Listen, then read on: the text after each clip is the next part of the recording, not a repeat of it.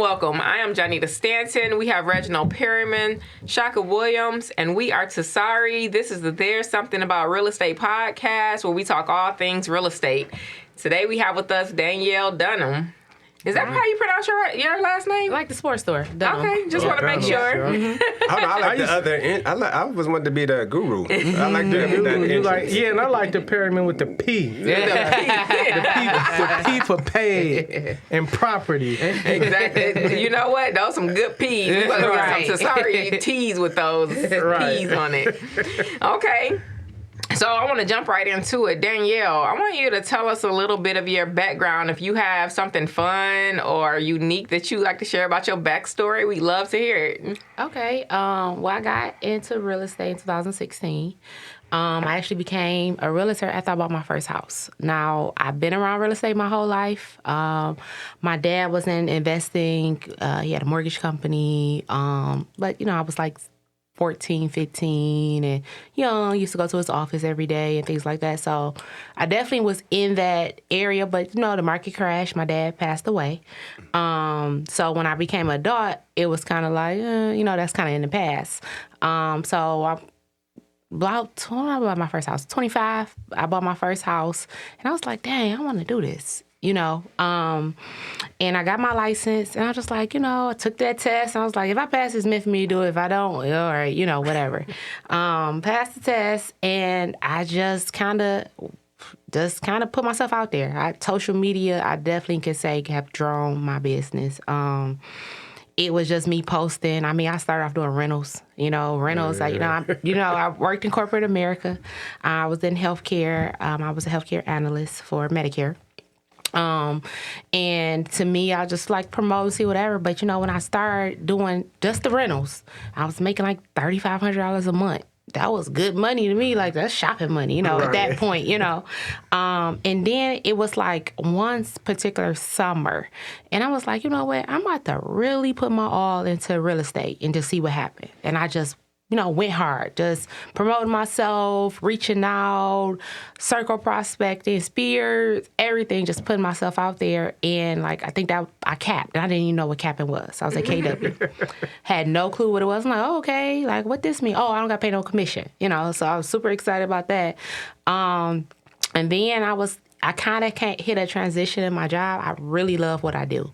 I really love what I did. And I was like, okay, well, if I cap, then what else can I do? I was like, you know what, if I can make, that was the same year, actually.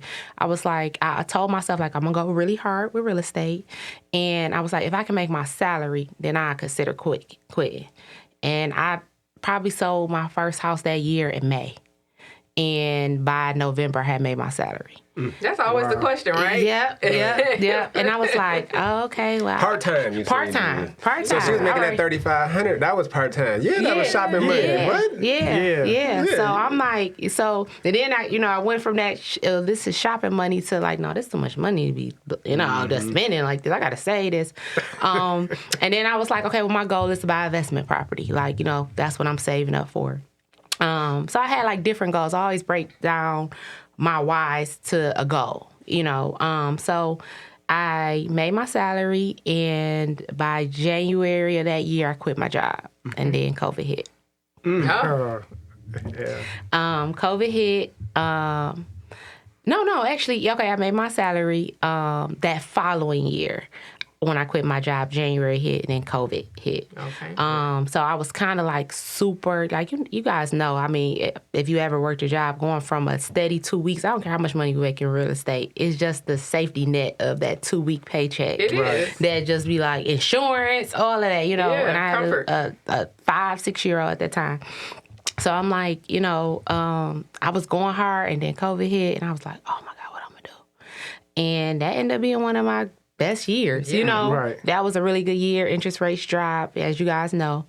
And I just kind of kept on putting myself out there. I think the fact I quit my job made me go so harder. Yeah, too. I had no break. I was burned out by the end of that year. I was so tired. Because I was just I don't know where my next dollar coming from. And that was just really my motivation.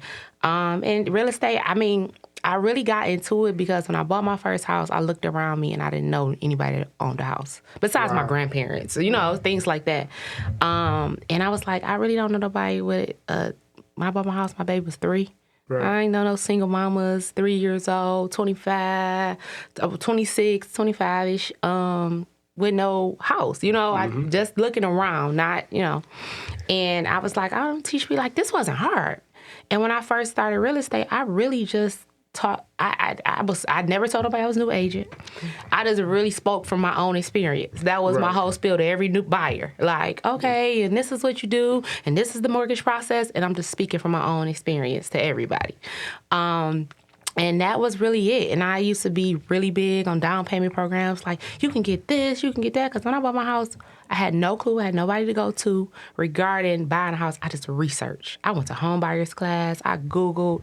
I got almost $21,000 in grants. Wow. My closing cost was literally, I went to closing with $137. Wow. Did you use NACA at all? No, it was Southwest Funding. They had a $15,000 grant, and you still could use MSHDA. Oh. Yeah. Okay. Yeah. So you combined 2 grant programs. 2 grant programs. That's a gem right there. Yeah. At that We gotta time, do you could some do work. it. And then you only could move to 5 cities. I believe it was Detroit, Highland Park, Livonia, and Dearborn. And I was like, Livonia. Like, that was like, Livonia. So I moved to, bought my house in Livonia. It was a great experience. I just sold that house last month. Right. And I bought I that seen house that. for $115,000. I sold it for $215,000. Okay. Wow. There you go. Hold on. So she bought the house in 2016 Right. when the market was kind of just It's coming back. Yeah. Yep. So you bought it at a low end, a very low end. Yeah. I got because it was listed for $125,000, I believe, and I didn't have. Then the perfect scenario, because when I tell y'all I didn't know anything about buying a house, I didn't even have EMD. It was like my agent was like, okay, I need $1,000 for EMD. I'm like, okay, like I got to come up on this money. Like I had to wait till I got paid and gave my EMD. And your agent didn't explain that to you up front? Not up front. No, not up front. Not up front. Was your agent your agent still an agent? Yeah, he's still Asian. You like, yeah. That's certain things that you do up front, right? Anyway, Right. okay, I digress. I mean, but you learn from those experiences. Yeah. You know, Not you, the agent. Jeez, But from peace. my experience, I make I stress the home buy. Like before I take a person out, they probably know the buying whole program. Right. You know, It's a consultation. because you learn from that. You know, Right. And I your don't want no agent- shocks. Your Yes. agent probably assumed that you probably knew this process, right? Or part of it, or knew what an EMD was. With your experience, you're telling people up front, like, look, this is how it's going to look, so they won't get surprised at the end, right? Yeah. Be prepared. She Yeah. preparing her people. Yeah, she's preparing them Yeah. and being upfront with them. Yep. So you went from working full time and then part time in real estate, making $3,500 a month, shopping money, right? But then you brought a house for $115,000. Now you sold it for $215,000, right? Yeah. That's a whole lot of shopping money. or investing money. Yeah, bro. Yeah. But Do even, you have? Go I'm ahead. sorry. No, go ahead. Do you have any current investments going on? Yes, I got a house I'm flipping, kind of Detroit, but borderline Redford area. Okay. Yeah. So I think she said something important though, Right. that I believe in. Everybody doesn't believe in it. What's that? Meaning, so she quit her job, so you don't have anything to fall back on. So that's how you're going to go hard. Yeah. When you working that job, that's a fake safety net. Yeah. You know what I'm saying? It's Right. limiting you. You know False what I mean? sense of security. Because think Yeah. about what she did number-wise after you quit your job. Yeah. Right. But you know what I can say with my job? My job enabled me to always be a good agent, meaning that I was not pressed to put anyone in the house because I needed this closing check. Right. If I had to give up my commission to let this person close, if I had to give up $1,000, it didn't kill me. Right. It enabled me to kind of keep the way I am. You know what I'm saying? And kind of build those relationships, because right now I'm 90% referrals. Like I really do not do much for leads, and I appreciate my job in that point, because I was like, my bills are paid, and this is just extra money for me. And that enabled me. But when I did quit it, it still had that safety net to where I could still behave and treat my clients the same way. Mm-hmm. Right. But if you read, Napoleon Hill, Think and Grow Rich, that's one of the steps. You got to burn that bridge. Mm-hmm. Yeah. If you don't burn that bridge, you're gonna always feel like you got something to and Fall back on. back on. Yeah, But true. once you burn that bridge, you're gonna go hard. Yeah. I mean, some people. Yeah, some people. That's very true. There's a transition process because everybody think like, oh, I got a good idea, I'm gonna quit tomorrow. Yeah, you have to You better- transition. You have to. So you took some time. You learned the business, right? And a lot of people try to skip over that before they go through that learning curve. And then you was making some money at it, meaning that you had some money that you could save. And the key point you said was, I was able to treat my clients fairly because it wasn't just about the dollar. Yeah. It was like, okay, we're gonna do what it takes to get you into the home, but I'm not pressed to close because I'm not a salesman. I'm just really trying to Help him. you. Yeah. Yeah. Yep. That's good. Yeah, that's definitely what I got. I mean, because really when I got my license, that was really, I just wanted to help people. And it just happened to, be fruitful and multiply, but that was really my goal. Like, I really don't need it. I make good money, I'm just trying to help you get in this house. Yeah, exactly. But So- I mean, it still can be like that because I think that once you are successful, you still have that same thing. You know what I mean? Like, when you're looking at things, it's kind of like, okay, well, especially if you're talking about dealing with buyers, you know what I mean? It's kind of like, let me let you do all your processes and whatever you need to do, and Sellers too. They about to sell their biggest asset. Yeah. So I got a story I want to share. So one year somebody tagged me and was like, oh yeah, you was nominated for the Detroit Choice Awards. And it was like a few other realtors on there. And I'm like, yeah, I know a couple of them, but they ain't rich, right? So then I'm posting it. Then I seen Danielle name and it was just like creeping up. And everybody like, Danielle. And I'm like, all right. So then she won, and I was like, dang, she got me, right? So then, what was that? Last year or earlier this year when we was at that event? that that was was earlier this year. Yeah. So this year, it was another one. Now, this wasn't the urban event, right? We get there, and I'm looking around. I'm feeling like a coffee bean and a bowl of rice. Boy, and I'm sitting there. I'm like, dang. So I look up. And I look over, and there she goes. She like, hey. And I'm like, we here. We in the building. Right? So the reason I brought that up was because everything she did for her clients, actually helping people, her social media presence is through the roof because of that. Because, I mean, it all pays off. All good referrals, Yeah. right? Because she's not doing it trying to get over on nobody. Exactly. Yeah. So Yeah, that's crazy. we was in the building. So you was in the room with Reggie, right? With Reggie Reg. I'm in awe. Like, hey, Reggie. Yeah. But I'm Master happy Sensei. because we there. You see what I'm He saying? came back talking about that at the next episode. Yeah, you talked Okay. about Man, that. I was excited. Yeah. Because for one, to be recognized in our group of people is one thing, and that's Yeah. good. But then when you cross over to that community, it's like, oh yeah, we It's like really making doing movies. numbers. Yeah, like making movies, right? Yep. So yeah, we do good real estate too. Right. I mean, I think that it is, the honest and fairness is super key. The education is right next to it. So, all right, let's get into the next portion of it, because we were talking a little bit about, how I want to know, like, as far as you being an icon agent at EXP, like, how do you think that's contributed to your career? Like, where are you going next from here, from being, like, an agent to the people, and as far as, like, growing your business and everything? So I'm definitely at that transition point. So one thing I always pride myself on, like, I mean, even if you look at my career, like just outside of real estate, I always work my way up. That's just always been me. I started at the front desk to being a VP, so I always looking for that next thing. So I feel like, real estate as just buying and selling, I have that. Like, okay, I know I can go on, I know I can make this salary every year if I wanted to, that's with my work ethic alone. I just want to get more into, I'm learning things that I really love about real estate and those are some of the things I want to kind of push more to. Like, I really love training. I really love mentoring.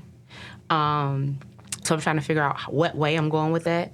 I really love the business aspect of real estate. Right. I operate in a business. You know what I'm saying? So it's like I want to get away from working in my business and be working on my business. Right. So, definitely want to start a team. It's just been kind of like, I'm so like... I like things a certain way, so it's like, okay, I'm gonna have to learn to let go. Like, I'm gonna have to let go, and then also I treat my clients like I'm really big on my clients and how I treat them and my presence, things like that. And it's like, okay, I gotta find people that's willing to do the same things, to represent me and represent my brand. So that's one thing. I like investing. Definitely can say I did my first flips last year and that was very profitable, and that was, I ain't gonna say it was easy money, right. But it was easier money. It was more than shopping. It's far. So, and you can correct me so this is how I feel. Mm-hmm. My viewpoint is a little different, but it's the other fallback on money. So you replace your job with almost like, okay, if I do this flip right. Shit, I can. That's $1 million house. Yeah. It's on top of. On top of everything. And then I also love houses. Like, that's that. We get back to our love. Like, I love houses. I love decorating and doing that type of stuff. I don't like really doing physical stuff, but okay, this will look nice with that and this and this. I like that type of thing. So it just kind of more so. I feel like I'm in a place where I can get to just focus on the things I really love about real estate and letting and not stopping my production or anything like that, but just, not focusing so much on things that I don't want to do and focus more on the things I want to do. Mm-hmm. Right. Yeah. What are some of those? So you said, what are mentoring? I love my clients. Mm-hmm. I love my clients. I love my agents though too. Mm-hmm. I love working with agents. I love teaching them. They call me if I'm free. That's my thing too. Like I'm not really that free to help them like that, right. But I try to be. I block out time. But outside of that, I love helping them. Okay, Danielle, you help me get my offer accepted. So right. Things like that. I like that. I love teaching. So back to teach them how to buy a house or what you need to do with your credit. That's because that's how I really got clients, was teaching them about credit. Mm-hmm. I would just make posts about credit, not fix their credit, but make posts like, listen, it's really easy to fix your credit. I fixed my own. Before I bought my house, I probably had a 560 score in January, and by I'm Googling, reading books. Right. You should have just called me. Yeah, I know, but calling, writing letters. I'm doing all this stuff, right. And by April, my score was almost 700. Mm-hmm. That's crazy. Right. It's not hard. That's the biggest thing. I think that's the biggest thing we need to teach people, especially our people. Mm-hmm. It's I can have, and I'm just learning through being a real estate agent. I know some people make $100,000, but they ain't got the credit score to buy a house. Yeah. Or I done had clients that make $100,000. Boom, they appraise for this, but hey, I'm not gonna get them pre-approval for this much because they don't even got this much money in the bank. Mm-hmm. Right. How you make $100,000? You don't got no money in the bank. Right. Yeah. Financial literacy is really the key. Mm-hmm. And that's the way we can get our people buying. I hate when agents feel like, I don't want to say hate, but I just hate. I just dislike when people feel like luxury. I want to sell luxury, and they feel like they gotta get other color of clients. Mm-hmm. Right. Black people make money too. Yeah. We make money. When I did sell $1 million, it was to a black couple. Mm-hmm. Right. You know what I'm saying? Yeah. It was not, so it's we just need to know some of the steps to get there, right. And things to save. Even when I worked, I saved 10% of my paycheck. I've never seen my paycheck without it being gone, in the savings account. Plus, at 401k was maxed out because someone taught me. Mm-hmm. You know what I'm saying? Someone taught. I had a director at a previous job that was no, you need a 401k, Danielle. You're only 19. If you do this, you will have this amount by your time you're 50. This is what you I'm okay. I learned from my old ladies at the job. Mm-hmm. So it's when somebody teach you, you know what I'm saying, you go, but it's, I'm willing to be that one. Just kind of get into some other things. There's other things I want to explore. Right. Some things outside of real estate, some things real estate related. So I want to get my business to a point where I got it kind of under control, and I know real estate, you can have it totally under control. Reggie got You it can under get it to control. run Yeah. itself, though. You That's can. the thing. No, Yeah. I need to get there. I need to get there. It 'cause I'm take a while. People try to skip over the steps, but you can get it to run itself. So I want to get it to there. So I'm Right. willing to put in that work to where I can get it to there. And then I want to explore other things. I mean, not, Right. just bigger things. Yep. I want to talk about her $1 million sale. Okay. Yeah, go ahead. and I want to talk about, you mentioned a couple things. I don't think a lot of agents understand this or people outside of real estate, but once you get the business down, it's so much more you can get into. Yes. Okay. There's so many ways to make I want to, so Yeah. Leverage. we're going Money. to ask about the $1 million sale. Right. But first, because that's what you were just talking about, I want to open the floor up. Reggie's, a couple steps, maybe 3 to 5, Right. to running the business, or how do you get there? Because you know, How like, you how do you running the feel? business? You gotta let go. Cause I Yo. used to scared. feel like, oh, my clients love me so much, and I only can do it a certain way. Really, your clients want your knowledge. You don't have to be there to open a door. Like if I'm opening a door, it don't matter who opened the door to let them in. So I got to a point where most of the people I went to high school with that bought houses from me, they work with Chandra. And I'm like, it was just to the point where they like, oh, Chandra this, Chandra that. I'm like, what about me? Why I ain't get invited to the wedding? You know what I'm saying? Look, no, that's crazy. I'm gonna chime in 1 second. So, like, Yeah. I sent one of my classmates to Donovan that she will not talk to me about the real Yeah. estate right now. But anyway, go ahead. That's my son. So when we went to Career Vision and they talk about hiring empire builders, so like, and then I got good with matching my client's personality with the different agents' personalities on my team. And like you said, I want to work on the part of the business that I like. I just like listings, right? I'm starting not to as much. So I'm Man, training my agents to work with listings. Because my thing is the expectation of sellers, and they're just like greedy. Some of them That's so unrealistic crazy right now. right now, Yeah. ain't it? I So thought I'm it was like- just me Yeah, so going through it. it's parts of the business I like, but you have to let go and you have to be willing to, because you're already training people. You That's just what I have to said. train them to be on your team, right? And that's what I was like, I really, like, damn, if you already training, because I'm a mentor at EXP. Right. If I'm already mentoring people, I'm building agents, you know. Yeah. They can, so a mentor program is their first 3 deals. They still call me. You know what I'm saying? Like, after that. So, and I take total pride in it. I don't have to be on my line, nothing. You know, I total pride into it. And if I'm doing that, what can I do for somebody that's on my team? You know? Exactly. I get brokers that call me. Like, so many people call me. I like lobster, y'all. I'm telling y'all, I like lobster, and I'm golfing now. So bottom club. But it's a growing process. You probably gonna add some people. You're gonna tear that team apart. Then you're gonna start over, like with any business, though. But the hardest part is really letting go, thinking I gotta do it all myself. Just read the book, The E-Myth. E-Myth. Yeah, by Michael Gerber. It'll tell you, it'll give you the mindset behind building that system. Okay. I think one thing that we're working on right now, so Shaka is on these systems, and when I tell you, ooh, buddy, because I'm old in my mind, I might be old in real life these days, but like the systems is like, but if we don't all engage, that's part of the business part, you know, and being able to have it be, self-sufficient. Right. So, I mean, I get it, even from the construction side. So to come over to the real estate side, I had to let go, which was the hardest thing for me, to let go of everything on the construction. I have somebody else that I hire my replacement on the construction side, you know what I mean? Right.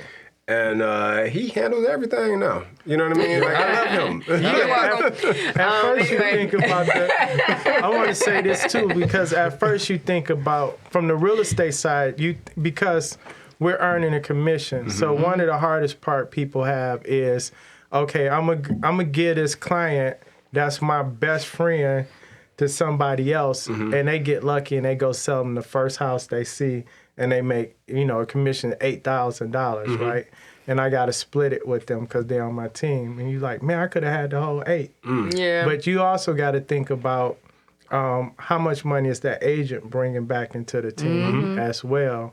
So like, you know, Sean gave Chandra some good deals. Everybody on my team had some good deals. So I was like, man, I could have kept that. I could have brought a rental property with that commission. You can't do that. You can't, but it's like a maturity. Yeah, they're bringing deals and they're help building a team in other ways. In addition to that, like, when I started a team, I wanted to build better people, not just better agents.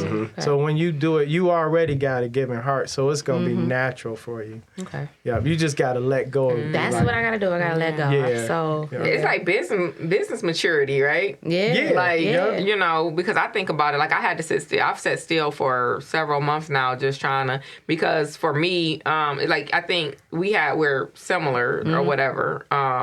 It's just like, so my letting go is just like, okay, if you sit still a little bit, you can actually see how things will move. And I think what Reggie said is key. You get like good people. I don't think Shaka and I have found enough good people just yet, but we're working on the move. Okay. We have several good people, but you know, it's about finding like more good people and then really being able to, like you said, connect people with personalities. Yeah. So right now I'm just connecting people with availability. Yeah. Right. Yeah. You know what? And I think because I have such a strong work ethic. Yeah. Like, I do not You think like everybody lazy gonna be like you? Oh, I They hate not. lazy people. You can't avoid it though. When you hiring people, you just not gonna know. I think somebody said something. They was like, they won't hire a hard worker. I forgot who it was. Right. They won't hire a hard worker to do a tough job. They're going to hire a lazy person because they're going to figure out an easier way to do that tough job. Wow. Okay. Yeah. Which is crazy, right? Yeah. But what you said, I mean, I think I got lucky, though. I think... You I want to bring him on. I want to bring him on here. You know what I'm thinking? Right. Because I found somebody that's a hard worker and, you know, he got a brain too. Right. You know what I'm saying? I was getting ready to ask Danielle a question. You made me forget. I'm sorry. Oh my God. Okay, it'll come back to me. Let's keep going. But go ahead, Reggie. I want to add, because you was going to bring up the $1 million sale. Yes. Yeah. So how did that come about? Because before the $1 million sale, what was your average price point? You know what? I'm so crazy. I'm the agent that don't stay on my numbers. But my average price point, I would say like 2s, 3s. I get a little few 3s and 4s. Right. But 2s. 2s, and then I don't turn out. I mean, at that point, I wouldn't turn out nothing, but my collar. So like about 2, I had good buyers. I had good, I make $60,000-$70,000 a year. Upper 2s when when the interest rates drop, that's a 3, 4. Yeah. So, but yeah, that was definitely not my price point. I had did some nice deals, but nothing like that. And it came about because it was a business. It was just a person I had met. I was in her clients. She owned her own credit repair company. Very successful in different states. And, not our average run-of-the-mill. She works with NFL players, basketball players, and things like that. And she got married. And her husband is a builder. And they wanted to buy a house. And they picked me. She looks at me like a daughter. She picked me, and we went looking for houses. She already had her area scoped out. She lives, in Northfield, so she knew like I want to live in here, So it was kind of easy. We were just looking for a property in there that she pretty much liked. The hardest thing I could say is I was so intimidated by the price. Yeah. So I have a lender that I work with in Atlanta. His name's Greg Jackson. And I was talking to him about it. I'm like, hey, like I'm doing this $1 million house. Like, I know you're not, because she knows everybody. So she had her own loan office, her own title company. She was like, no, I'm using this. So it wasn't, So he was like, I'm gonna hook you up with Leah. So Leah is an agent in Atlanta. She has a brokerage and things down there, and she sell $1 million. She'd sell $1 million house. I don't want to say who she just sold to, but celebrity and stuff like that. And she's actually from Detroit. She's from Novi. And he like, I'm gonna hook you up with her. She'd talk to her. She was like, listen, Danielle, this ain't no different from any other deal you done ever did. Right. Like, she was like, don't let them intimidate you. She was like, you don't even know what they did. She was like, Michigan's a different market. They ain't just selling $1 million houses every day, And she was like, all right. I was like, well, what about the inspection and this and this and this? And she was like, She's like, it's a regular inspection. You know, it was a little more intensive because he like checked it was what was it, like 6 or 7 fireplaces. He wanted a chimney inspection, a fountain. Like, you know, my client, he's a builder. Right. So he was very meticulous. But regardless of that, she's like, it's that price point, you know, everything, like, you're doing good. Like, do not let them intimidate you. Right. And I think that's our thing, you know, because we like, okay, this is a little out of my league. And she was like, it's no different. You done sold a lot of houses. She was like, it's no different. And I think that really helped me. Like, she really, really helped me. Right. Just to kind of calm my nerves. And I had to end up getting with the lady a little bit because she was being feisty. And I'm like, oh, okay. And then it's so funny. Like I said, I'm not into numbers. So I look, she ain't never sold $1 million house either. Right. Yeah. You talking about the selling agent? Yeah. I'm like... All right. That's like the TikTok video. How like people look in the room when somebody say this, like what? So the reason I asked about your previous price point because you went from starting off doing rental properties, right, to doing $1 million sales. Yeah. So it's like I had a coach one time. I think I told you I had a coach one time tell me we was doing all my numbers, my average sales price. He was like, why you still doing $20,000 and $30,000 homes, right? And I was like, people need help. Like, it wasn't about the price point. It was about the people I was connecting with. So the coach was trying to get me to just do the higher end homes only, which makes sense. And it kind of makes sense when you build a team, you can refer that business out. But the thing that turned me off about the coach was like, and he was like, well, why you want to deal with poor people?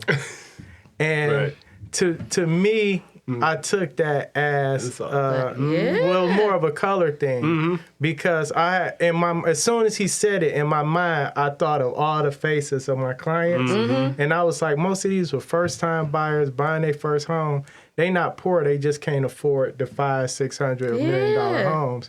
So as realtors, we have to make those decisions. Like, do I want to build my business like this, or do I want it to be like this?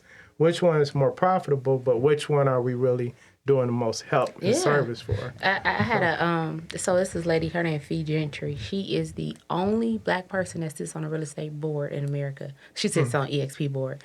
She's actually a woman too. Right. And she was like, the goal, I was just talking to her, she's like, Danielle, the goal is to make an income while making an impact. Yep. She was like, that's been my whole life, my whole spiel. And that like set with me. I'm like, yeah, like that's really it. Like I have so many stories. I can give you guys 1,000 stories of people I didn't help that came from Section 8. That came from low income housing, that got a degree, and like, I want my kids to have a house. You know, like, that's worth more than a $1 million house all day. Yeah. Like, you know, like I mean, closing gift, I went all the way. I bought every kid a gift, you know, just because I was so happy. Like, you know, it was like, it was bigger than a commission check. So it's like, when you do things like that, that what made me fall in love with real estate. And it's like, you know, like, I'm never going to get that up. If I can help that, like, if it's a different way I can help them, if I can't service them, at least I can teach them or whatever it could be. But no, I'm not. Like, it ain't not, like, if I got time to do it. Now, if I don't got time to do it, yes, I'll give away my $25,000 house. I'm listening, whatever like that. Right. But regardless of the fact, if I got time to do what else I'm doing? You know what I'm saying? Like, well, I'm not going to make it, you know? Yeah, that makes sense. Still money. Right. And you still helping people. Yeah, I'm helping people too at the same time. Yeah. Yep. Cool. All right. So, top 3, I'm trying to figure out what angle I want to ask you. You know, work ethic. That's what it was. Okay. Top 3 things I think that people running a business in terms of work ethic that you would say are key. You have to be personable. There's no way you can be in real estate and don't really like people.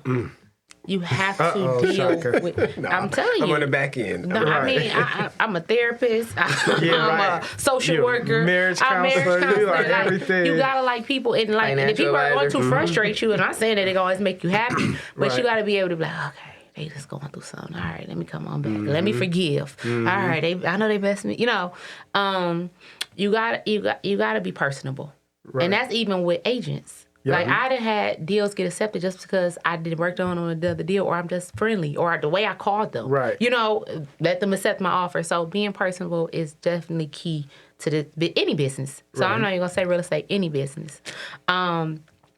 You have to be like, I mean, I want to.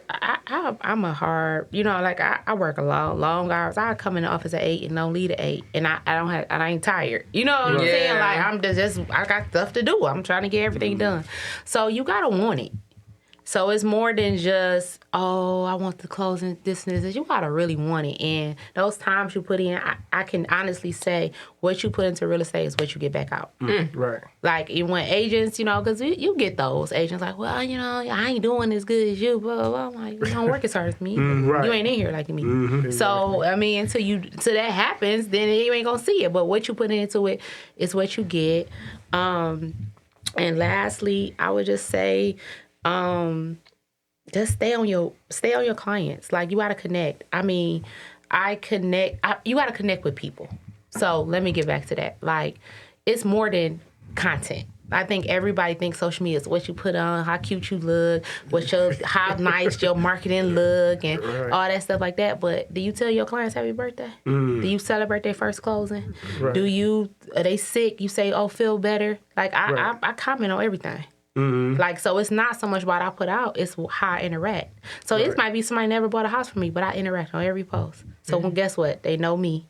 Oh, Danielle said thank you. Oh, Danielle said I look pretty. You know, they think about me, you know, and one of the biggest things is that what I wanted to do is that when you associate my name, I want you to associate me with being a realtor. So most people don't know a realtor, don't have a realtor in the family. It's not that many realtors. You know, we feel like it's so many realtors. I'm about to say, are you sure? Yeah, we feel like it's so many realtors. We feel like it, but we don't know no realtor.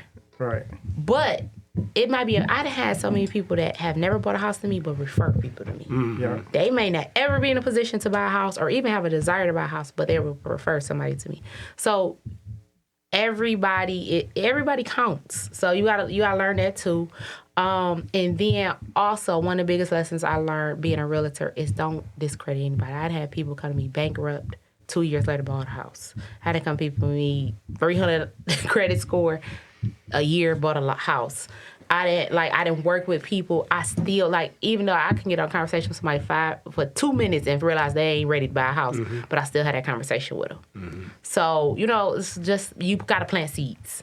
So planting seeds and things like that. But you got to be willing to put in the work. Like, when you sit back and you see these people making these sales, it's not luck, it's work.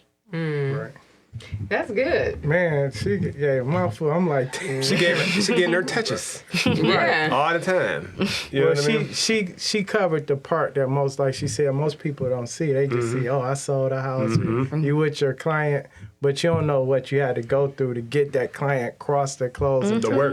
you know, and that type of stuff. Yep. Or even to meet the client. Right? People don't know how much work it goes into actually getting the client. She said she planted the seed and she watered the seeds. Yeah. And, pruned the tree. Right. You got that pruning and clipping. And then finally, it materialized into money. Yeah. Right. Or you get people call Money you. trees. Yeah, people will call you and Right. say, yeah, my lease not up to here. I want to buy a house, but I'm so talk to you. And I'm going to text you.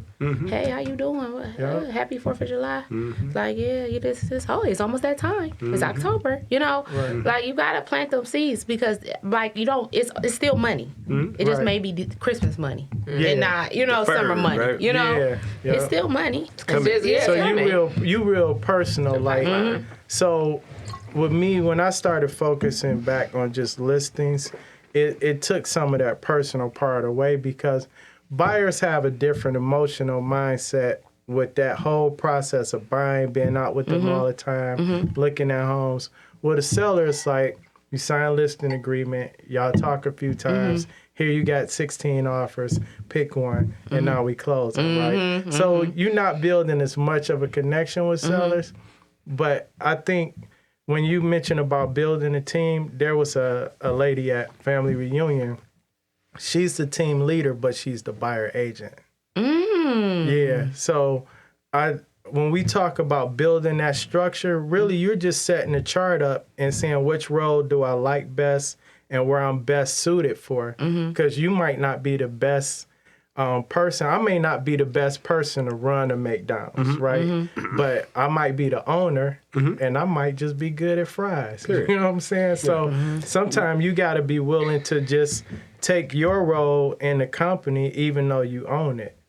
Me and Jonnita have had that issue. Not an issue, but that was something we had to deal with as well. You know what I mean? Because Jonnita is, so she is, for our team, she is the face. And she you know, she was going to be always anyway for me. You know what I mean? I'm just here to make sure that I support her to be the best that she needs to be. Right. But I think that she is a really good buyer's agent. Because she connects with people a lot better than it's me. like what Danielle said. Yeah. But it took a minute. So we didn't go into the team that way. Right. Actually, we were on the phone with. Go ahead. I'm sorry, I don't want to cut you off, but the buyer agent turn you into a listing agent. They do. Yeah, they do. exactly. So and we. Who told us this? So we were hearing it a little bit. He hears stuff. He one of them people that it'd be like if it was something he wanted to hear. He gets referred like back it come from you. He be like, nah. No. She's saying that she didn't say this, but she did. So what happened? So yes, I am traditionally a buyer's agent. I've been selling real estate for 20 years. Wow. So you have to think that over my career, I'm constantly being drilled into that listings is how you start your business, right? And so if I'm constantly growing and changing and developing, I'm not going to continuously stay a buyer's agent. So as I'm progressing, I'm going to shift and become more and more and more. So I do listings. I have listings. You know what I mean? Right. But I do love my buyers are my babies. I love my buyers too. So my first step to buying, I hired a showing assistant last year. So I've been having a show assistant all the time. So I haven't been showing houses, but I still connect with my buyers. Like I haven't gave them away. So like even that, like I feel like that was a great first step for me to start letting go. Was just that like I still get to connect. I'm still talking about offers. I'm talking about, oh, this house was nice. I ain't seen it, but I see pictures of it. You know, I'm talking to I got a really good showing agent, so I'm talking to him. He knows how to direct. He knows what questions to answer, what things not to say, and you know what he knows how to handle it.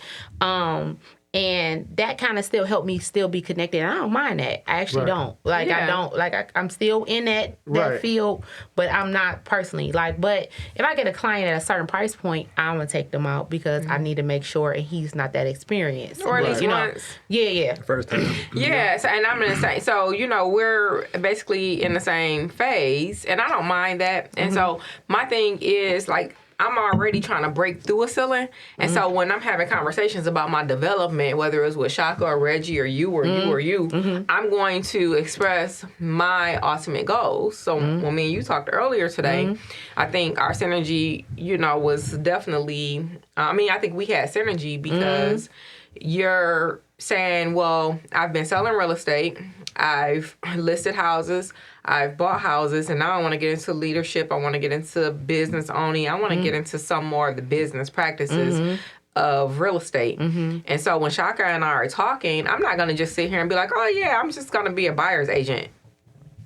Not at all. Because you're giving it a bad name, but it's not. Right. So you could do both, but I always tell people, first of all, do the part you like you said, right? Because usually the part you like, you're probably going to be more successful at it. And whatever your role is, you play the role that's going to make the team more successful.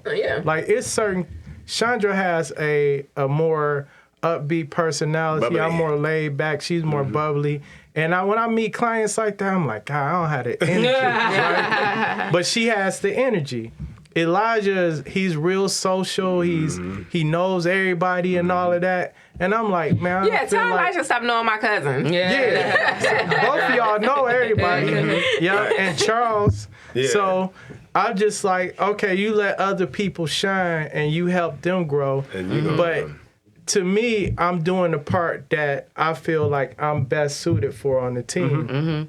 That may change one day. You know what I'm saying? I may have to step back, and Chandra's a little bit more organized on the coaching side of things, because that's what she does. I might have to step back and say, hey, you coach everybody, you train everybody. So we just all have to figure out, you don't have to be a listing agent. So my thing is this though, I am tired about it. You tired of the running around, but you like the people. I like the people. So I like like I said, I like coaching. I like mentoring. I'm still coaching, mentoring on the phone. Right. So it's like that type of thing. Like, so listings is easy. I mean, typically they're easy. I had a couple of bad ones recently. But they typically easy, you know, things boring to you? Boom, boom, Is it boom. boring? It ain't boring. It's just that, like, as Reggie stated, that they have unrealistic expectations on their house. You know, they hear all this, house went for $20,000 over asking, and they gone. They gone. They gone right now. Right. So like, it's like, if you get somebody that's reasonable though.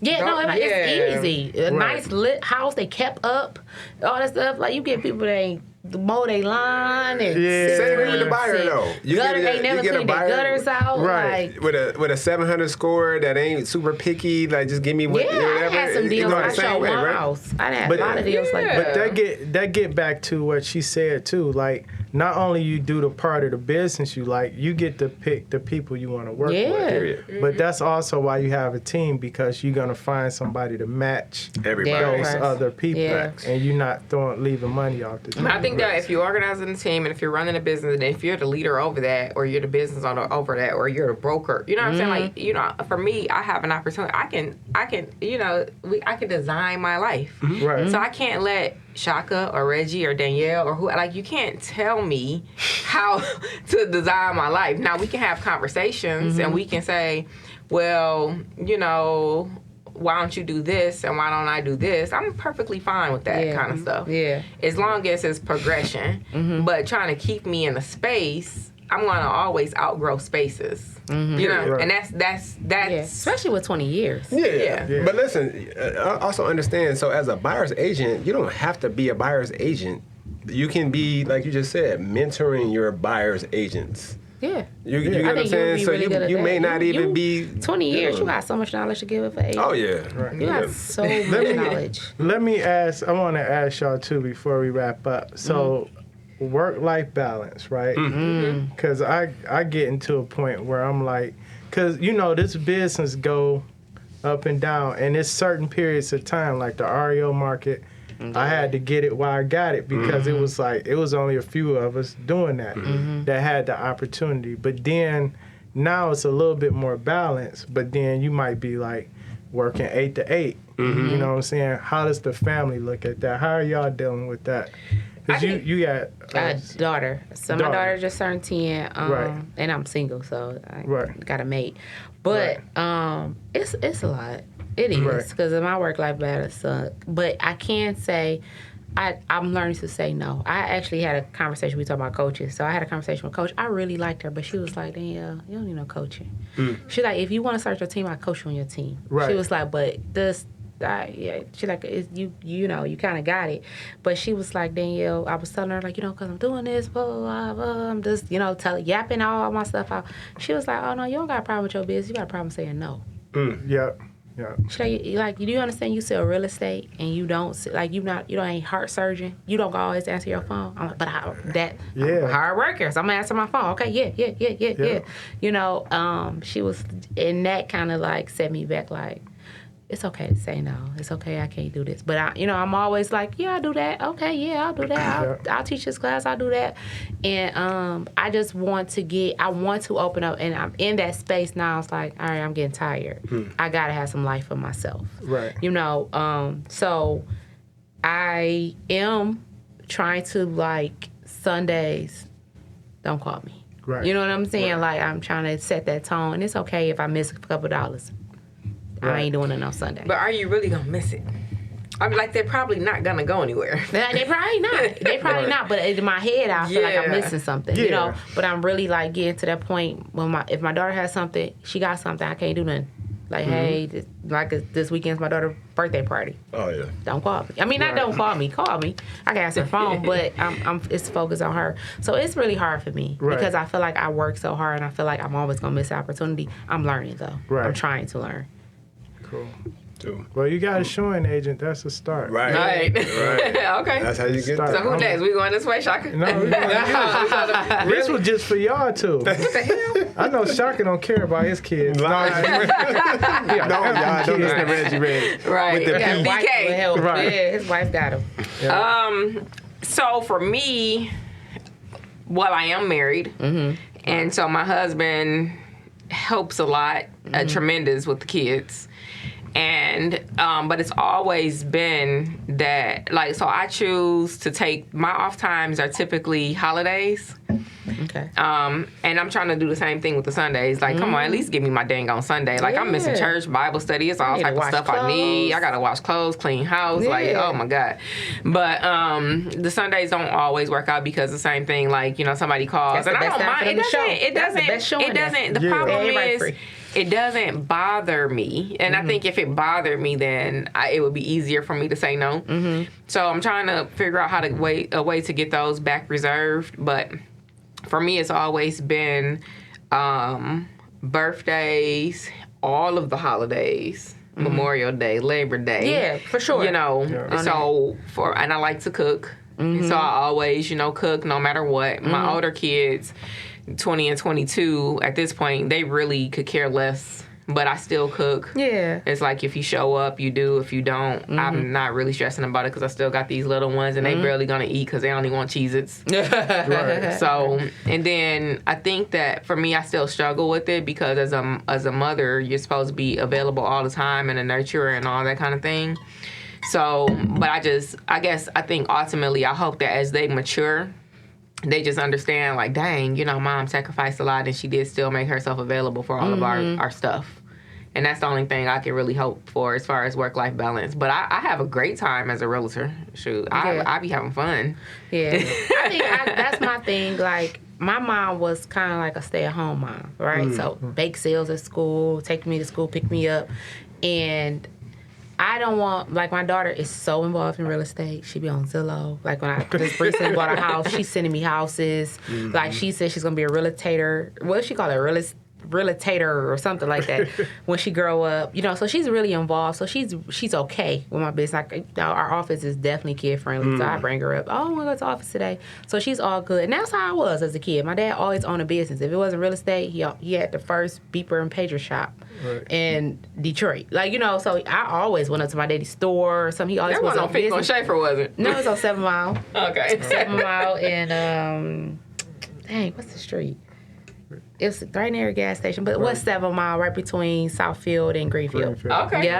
Yep. And so I always, you know, like, he showed me the entrepreneurship, and my mom was kind of just always, I was a mama's girl, you know, always with my mom. So I just don't ever want her to get into the thing like, my mom always busy, she don't have time for me. So, and then she's the only child, so it ain't like she got siblings to go play with. So, like, when I get home, she wants all my attention. Like, you know, so I have to pull back, you know what I'm saying, in that aspect a little bit. And she's getting older, so now it's activities, you know, and things like that. Like, before she was a baby, it's like, all right, you want to watch TV, you know? Now it's like, I want to go do this with my friends, you know? So I'm definitely trying to get to that place, and I want to make sure she feels like she's the priority, if you know what I'm saying, because she is, but I want her to feel like, yeah, at all times. But, you know, I still want to grow, and she, you know, like, she kind of be rolling with me. Like, that's my little road dog. We got it. Yeah. She's gonna be me. Yeah. I'm for real. Yeah. So what I learned, because when I was at the Eric Thomas event, and one of the speakers was like, just be present, right? So what I started doing, and my coach taught me this too, everything goes on the calendar. Like, all our vacations, my family time. It's like our calendar. So my ex-wife, my wife, all of that shows up on Google. Reese, my daughters, everything for her is shaded one color. Everything for business shaded one color. So, like, if you say, what you doing next Monday at 5, me and Sophie golfing. We doing, everything is there. But when I'm there, I'm there. It's no real estate, right? Now, I might answer a text depending on what the activity is. So that allows me to be present, because I could just be with my daughter, or we could bike ride or whatever, and say a couple days a week. But if I'm not mentally there and we not connecting, I'm not really there. Yeah, you're so right. it's like once you schedule that time, like you do with any other appointments, you there. Because when I'm with one client, I'm not always talking to another client, right? So you gotta treat your family and business the same. That's crazy because my alarm is going off. Like I've set Wednesday. Like okay, I have to be there on Wednesday and Tuesday and Wednesday to get my babies off the bus. Yeah. Like I just want to be in the yard when that bus pull up. Yeah. And whatever you did throughout the day don't even matter because they don't know. But they know mommy there. Yeah. Right? Yep. Yeah, I just think about things as I was a kid, and like I'm 34, and I still can remember my mom being outside with this, or being at my school. Like I remember it vividly, and I want, you know what I'm saying? Like kids remember stuff, so you gotta be present. You gotta be present. It's tough. Yeah. It's tough. So for me, it's mega tough. Right. And just because I've always run many different businesses. I've never been like doing just one thing. I've always done multiple businesses. So, and then when I had one son, I got 3 boys. Okay. Yeah, And boys. 20, the oldest about to be 22. He's in our office working with us now. I got a 14-year-old and a 13-year-old. So when the 22-year-old was by himself, I was at everything. You know what I mean? Right. Because I was younger, had more energy. You know what I mean? I was just getting into real estate. You know what I mean? But I was in everything, all the travel, basketball, everything. But now, it's way, I'm super lacking, right? Like super lacking. I mean, not just with them, even with my wife. You know what I mean? Like, she super complains because I just started learning how to say no. Right. Yeah. You know, like I don't answer my phone no more. On the weekends, nobody's talking to me. Right. But I just started that like recently. I still work though. I'm just not answering the phone, right? I'm still doing what I got to do. So luckily for me, I hired a really good project manager on the construction sites. Right. But on the weekends, I still got to go visit all the sites and see what I missed throughout the week. Right. You know what I mean? But then throughout the week, I'm working on real estate, trying to figure out our systems and our processes. Right. And we got flips. I mean, we got all types of things. So work life, but the crazy thing is with all of that and all of the stuff that we have going on, we still have more time for our families than the people who have to go punch the clock. I don't agree. I don't agree all the time. Because you know what? When I used to work at your clock, when I got off at 5, I ain't think about You don't give a shit about nothing else. So when I worked, my whole mind was gone. I handle it at 9 o'clock in the morning. Right. If I get a client, they upset, I'm thinking about that all night. Yeah. You know what I'm saying? So Or you I woke start up your last night morning at off. 4 in the morning. Yeah. unless you work at a plant or But your something, you working kids not 7 to dealing with 7 that. and That's what I'm crazy saying. hours. So what I'm saying is, if you are working a job and you don't have enough vacation time, or you don't have enough personal time, or you gotta go and work overtime because you can't afford all of your bills, then you may be missing a birthday, or you can't get the kids off the bus, or you can't take the kids to school, or your baby can't go get her nails done or her hair done, or like whatever it is. Well, we get to pick what hours we work Exactly. too. So That's like, what I'm saying. if you work in a 9 to 5 and something's going on at 2, we can just not schedule appointments around 2 o'clock. Right? Exactly. Whereas a 9 to 5, you got to be there. To Or 5. if you if you have to take the day off, you can take the day off. Well, I'm gonna give you a different viewpoint. So me, as how I work, when I worked a 9 to 5, I could plan my life a lot easier. Yeah. You know what I mean? I know I had so many off days or so many vacation days where I can plan it. Right. When I quit working, I was working my own business. Actually, when I met Jonnita, I didn't go. Me and my family didn't travel. So I like traveling, but we stopped traveling when I went to the construction. Yeah. We didn't travel for like 2 or 3 years. Wow. And I'm used to traveling like 2 or 3 times a year. You know what I'm saying? But when I started another, we was coming out of that old market, I was scared. You know what I mean? I'm like, shit, I'm not never going back to that again. You know what I mean? So I got to work. Now, I think I'm addicted to it now. Now that I have somebody else that I know, I'm like, now that I understand that even when I leave, if I'm there, it's going to be problems, and when I leave, it's going to be problems. They're still going to be there when I get back. Yeah. Let me tell you something. I'm just saying. So look, when I quit, so our stories are a little different. When I quit my job, I quit on the basis of I have to be here and nurse my baby. I'm not. Oh, I'm yeah. going to forget that pumping on my lunch break. I'm going to stay home and I'm going to nurse my child. Yeah. And if I leave, I'm going to leave after I nurse. So this is when he didn't have to nurse like constantly, and I was able to have like a 4-hour window before I would have to nurse again. So I can nurse him in the morning, then I can leave for like 4 or 5 hours, and by the time he needed to be fed again, I'm gonna go back home. And I was able to make all of the money that I needed to support my lifestyle based on that schedule. And that's all I'm saying. That's a lot of things that mothers have to deal with. Some companies have that though. And that's why I asked y'all in particular too. So like, one of the things that I'm learning too is like when you first get started, it's like you have to have a period where you're grinding nonstop to get it to coast. You do. And It's a no lot excuses. of people at that point you really can't balance nothing because you're trying to get it all in to get When it I quit going. my job, when I tell y'all, I worked so hard. Like I had probably, I want to say, I took all January off. That 1 year, that COVID year, I went so hard that January came. I was like, you know, like I ain't showed up. I ain't answered phone. Like I was almost like, oh, okay, like. But it was just a grind, and that's my thing. With you know, we talked a little bit about women joining and getting into real estate, and like that's my thing. Like even with women I mentor, it's like y'all, it's not selling sunset.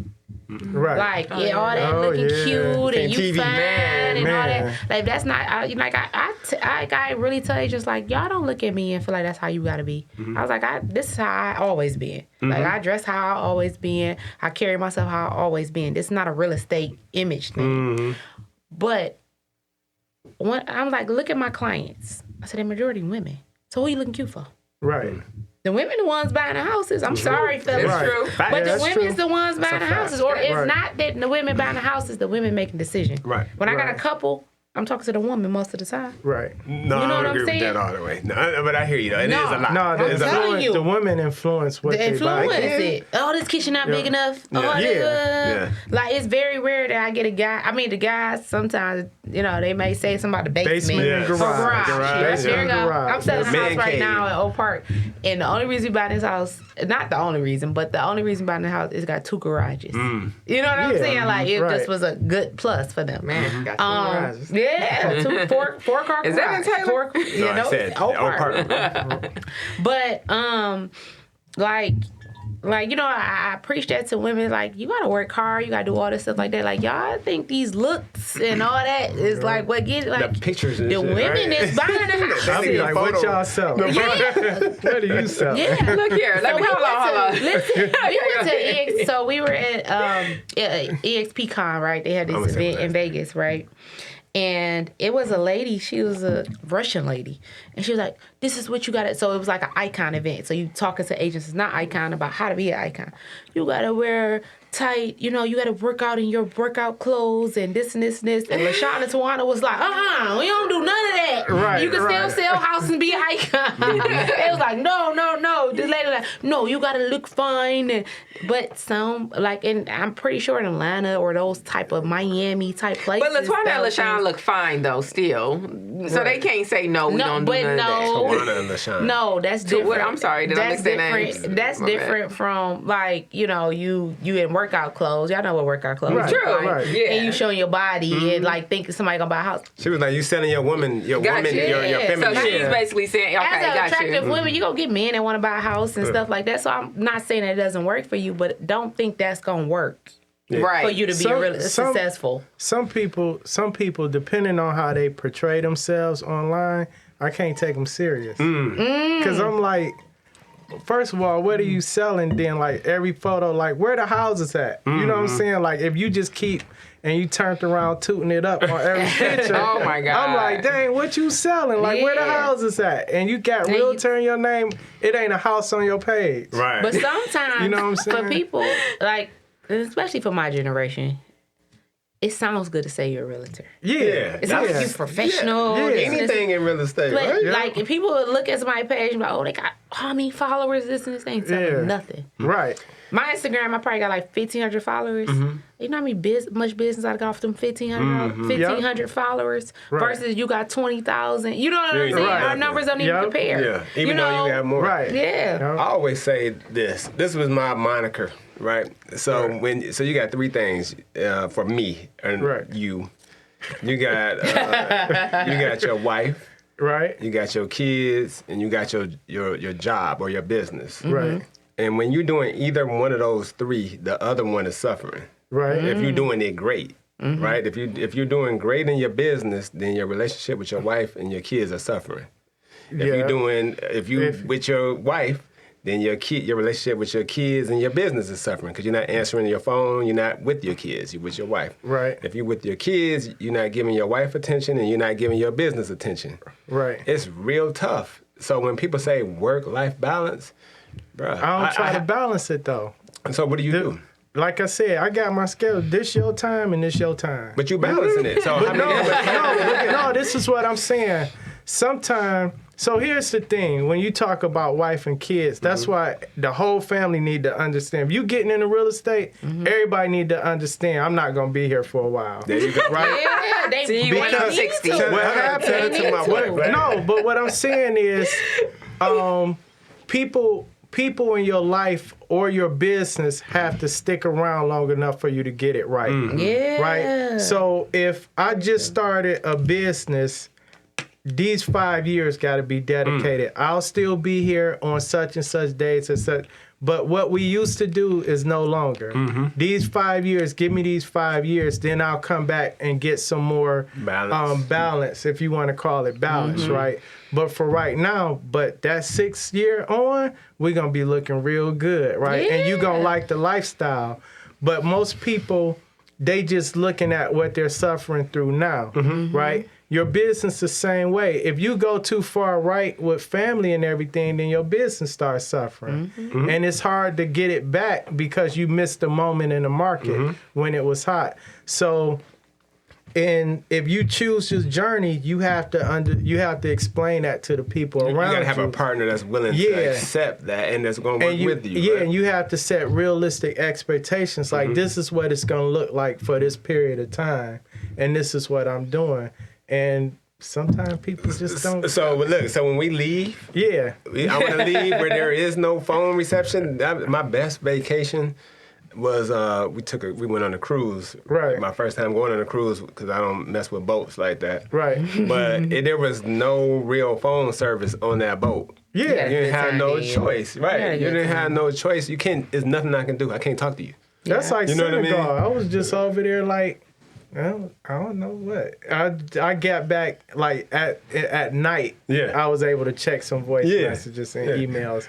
Other than that, I'm like, whatever burned down, burn. Burn. You know what I'm saying? But that goes back to having that $3,500 extra money because like I'm helping you, but right now I'm helping myself and whatever. I'm good. So. But see, you had to work to get to that point to where 100%. you can have that. 100%. I got some freedom. I don't need the extra business. Whatever I missed this week, I just miss it. Yeah. That's where I'm at right now. Like, yeah. you think you want position. me? So if somebody complaining about Deshaun coming to the job instead of me or coming to look at the job instead of me, you in trouble. Yeah. You ain't gonna do business. We had to wait 3 years for resurging to do her brain surgery, dog. And it was like, at first it was like because he wasn't available. Then I think he went on like some sabbatical or something like that. Then COVID happened. Then we had to do a whole nother like scan and all this stuff. And it was like, you think it was just like, I don't know. I get to it when I get to it. Yeah, You know what I'm saying? baby. So it's like, that's his And that was brain lifestyle. surgery, right? But look at what he had to put into it to get to that point. Reggie probably like, shit, maybe he needed that sabbatical. I want you to relax. Yeah, like, matter of fact, I don't want you to do nothing else until you get to, you know what I'm saying? Right. So, as professionals, we got to understand that too. Like, we have to figure it out, but there is a period of time where we have to grind it out. So the point is, no matter what, something is going to be lacking at some point. At some you got to point. be all right with it. You know what I'm saying? Understanding that, and people you're working with have to understand, and your teammates. Yeah. More than ever have to be step up. And I think we have to understand that we're not in a on-demand sales business. Like, Right. We don't work at a restaurant where they need their food right then and there, and we don't BS. Yeah. It's like a house. Like, like, you know, one of the biggest things I tell my clients, like, houses hit the market every day. Like, when we don't, your offer don't get accepted, listen, houses, I promise you, the next house you go see, you're going to like it better than the last one. Right. You know, I had to kind of give them that little, like, yeah, don't be disappointed if you didn't get this offer. Like, hey, what meant for you? Maybe that ain't where God wanted you to be at. You know, like, almost in that, you know, in those words. But, so it's like, hey, okay. Like, you know, you'll be okay. Yeah. And, like, when that lady said that to me, she's like, you have a problem saying no? I was like, I do. You're right. And it's no in all my life, my family, my friends, not even my business. I'm always like, okay, I can do it. Danielle to the rescue, you know. But you know what though? If you really are the type of person that commits to stuff and you true to your word, it's so much easier to say no. Reggie just was talking to me. Because I don't like to commit to something and have to back out. So I'll say no to stuff just because you want it Friday at 1:00, but I got something already scheduled at 3. Even though I can squeeze it in, I'm not trying to squeeze it in because I might have to tell you no or back out last minute. So I'd just rather tell you no now. So he really living off of his time block. Yeah, right. I gotta get better with that. I'm horrible. But see, you gotta allow too. Like my wife puts stuff on the schedule, so we'll talk about something. I'm like, go set up the travel and get the flights and put it on the calendar. It's on the calendar for October. So now when I look and somebody be like, oh, you going to this conference? And I look on the calendar, yeah, we can go, or no, I can't go. All right. Danielle, where can we find you? Okay. You can find me on Facebook as Danielle Dunham. I have a business page, Sold by Danielle. Instagram is D Dunham the Realtor, and TikTok is D Dunham the Realtor. Dunham like the sports store. What's on your TikTok? Danielle be killing the TikTok. I just seen her TikTok today. You be dancing and stuff? No. Okay. I am not. I had to ask before I be jealous, like, man, I'm supposed to be doing that. I look at it And I be like, hearting the video. I do. You know what? I learned, like, so one thing I could say, you just got to pay attention to things, right? So I learned when I kind of post or I talk, my views are a little higher. People love the flipping. They love the before and after. Yeah. So definitely post y'all before and afters. They love that. Right. All that information, that very wordy stuff. Nope. Right. Don't get nothing.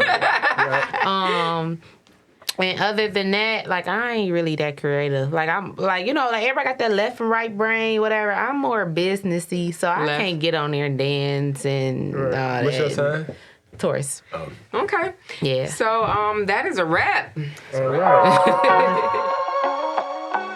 right.